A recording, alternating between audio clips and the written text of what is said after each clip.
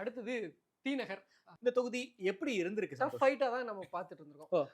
திமுக ஒரு 6 முறை ஜெயிச்சிருக்காங்க. அதிமுக 4 முறை ஜெயிச்சிருக்கக்கூடிய க்ளோஸ் தொகுதி. ஃபைட். சென்னையை பொறுத்தளவுக்கு இதுன்றது ரொம்ப ஒரு க்ளோஸ் தான். ஏன்னா நம்ம 10-1, 14-0லாம் நம்ம சோ பார்த்திருக்கோம். ஒரு 5 சட்டமன்ற தொகுதி வந்து திமுக கோட்டையா பார்த்திருக்கோம். இது திமுக கோட்டை இல்லாத தொகுதியை நாம பார்த்திருக்கோம். வேட்பாளர் யாருன்னு பார்த்துடலாம் சந்தோஷ். வேட்பாளர் இந்த முறை ராஜா அன்பழகன்.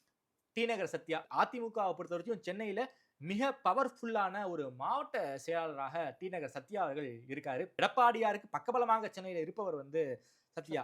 சோ ஏன்னா கடந்த இபிஎஸ் ஓபிஎஸ் அந்த மிகப்பெரிய சண்டையில வந்து அந்த தலைமை கழகத்தை பாதுகாத்ததுல சத்யா அவர்களுக்கு வந்து மிகப்பெரிய பங்கு இருக்கு. அவர் வந்து பொதுக்குழுக்கு போல அவர் வந்து ஆபீஸ் வந்து மிகப்பெரிய அளவுல வந்து ஒரு பாதுகாத்ததுல ஒரு மிகப்பெரிய பங்கு வந்து டி நகர் சத்யா அவர்களுக்கு இருக்கு. தாவேகாவை பொறுத்த வரைக்கும் தாவேகாவுடைய பொதுச் செயலாளர் புசி ஆனந்த் அவர்கள் வந்து வேட்பாளராக களம் காண்கிறார்.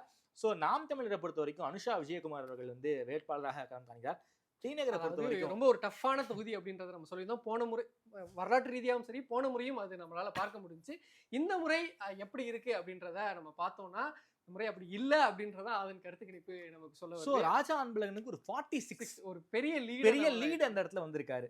சோ டி நகர் சத்யாங்க 19, புஷி ஆனந்த் 31. ஆமா. ஓகே, தாவேகாவோட அந்த ஒரு இம்பாக்ட் வந்து சென்னைக்குள்ள ரொம்ப அதிகமா இருக்கு. கிரவுண்ட்ல ஒரு நாளுக்குள்ள ரொம்ப முக்கியமான நாள் தான். இது வந்து எப்படி வேண்டுமானாலும் களம் மாறலாம். இரண்டாவது இடம்ன்றது எப்படி வரப்போகுதுன்றது ஒரு பெரிய கேள்வியா தான் இருந்து. ராஜா அன்பழகன் ஈஸியா ஜெயிக்கிறாரு இந்த கருத்து கணிப்பு நாம.